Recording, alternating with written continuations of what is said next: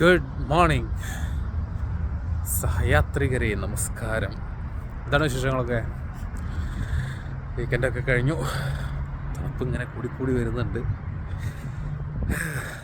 അപ്പോൾ ഒരു ശനിയാഴ്ച ഔട്ടിങ് പോയിട്ടുണ്ടായിരുന്നു, ബാർബിക്യൂക്ക് പോയിട്ടുണ്ടായിരുന്നു. അടിപൊളി. അജ്മാലാണ് പോയത് കേട്ടോ, സൂപ്പറായിരുന്നു.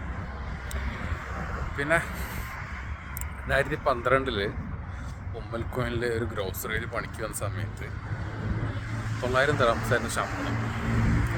9 മണി മുതൽ 11 വരെ പണിയുണ്ടാവും. ലീവില്ല കേട്ടോ, 2 കൊല്ലം കണ്ടിന്യൂസ് വർക്ക് തന്നെയായിരുന്നു.